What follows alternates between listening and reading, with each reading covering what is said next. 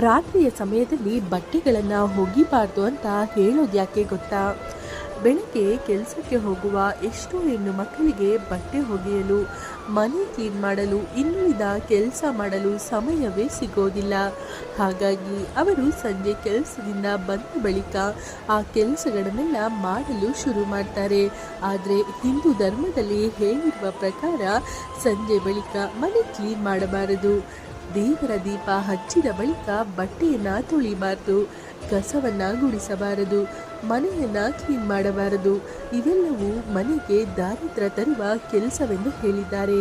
ಹಾಗಾದರೆ ಯಾಕೆ ರಾತ್ರಿ ಹೊತ್ತು ಬಟ್ಟೆಯನ್ನು ಒಗಿಬಾರ್ದು, ಬಟ್ಟೆಯನ್ನು ಒಣಗಿಸಲುಬಾರದು ಅಂತ ಹೇಳೋದು ಯಾಕೆ ಅಂತ ತಿಳಿಯೋಣ ಬನ್ನಿ. ವೈಜ್ಞಾನಿಕ ಕಾರಣ ಹೇಳೋದಾದರೆ, ರಾತ್ರಿ ಹೊತ್ತು ಗಾಳಿಯಿಂದ ಬಟ್ಟೆ ಒಣಗುತ್ತದೆ ಮತ್ತು ಹೀಗೆ ಒಣಗಿದ ಬಟ್ಟೆ ಧರಿಸಿ ಯಾವುದೇ ಲಾಭವಿಲ್ಲ. ಇದರಿಂದ ಚರ್ಮ ರೋಗ ಬರುವ ಸಾಧ್ಯತೆ ಇರುತ್ತೆ. ಏಕೆಂದರೆ ಬಟ್ಟೆಗಳು ಎಂದಿಗೂ ಸೂರ್ಯನ ಬಿಸಿಲು ತಾಗಿಯೇ ಒಣಗಬೇಕು. ಸೂರ್ಯನ ಬಿಸಿಲಿಗೆ ಹಾಕದೆ ಒಣಗಿಸುವ ಬಟ್ಟೆ ಧರಿಸೋದ್ರಿಂದ ಚರ್ಮ ರೋಗ ಬರುವ ಸಾಧ್ಯತೆ ಹೆಚ್ಚಾಗಿರುತ್ತದೆ. ಇನ್ನು ಕೆಲ ನಂಬಿಕೆಗಳ ಪ್ರಕಾರ ರಾತ್ರಿ ಬಟ್ಟೆ ಒಣಗಿಸಿದರೆ ಅದರಲ್ಲಿ ನಕಾರಾತ್ಮಕ ಶಕ್ತಿಗಳ ಪ್ರಭಾವ ಜೋರಾಗಿರುತ್ತಂತೆ.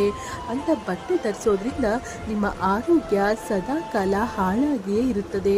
ಇನ್ನೊಂದು ವಿಚಾರವೇನೆಂದರೆ, ಇನ್ನೊಬ್ಬರ ಕೈಗೆ ನಿಮ್ಮ ಬಟ್ಟೆ ಸಿಗುವ ಹಾಗೆ ನೀವು ಒಣಗಿಸಿದಲ್ಲಿ, ಅದರಲ್ಲೂ ರಾತ್ರಿ ಹೊತ್ತು ಬಟ್ಟೆ ಒಣಗಿಸಿದಲ್ಲಿ ನಿಮ್ಮ ಬಟ್ಟೆಯನ್ನು ಮಾಟ ಮಂತ್ರದ ಕೆಲಸಕ್ಕಾಗಿ ಬಳಸಬಹುದು. ಹಾಗಾಗಿ ರಾತ್ರಿ ಹೊತ್ತು ಬಟ್ಟೆ ಒಗೆದು ಒಣಗಿಸಬಾರದು.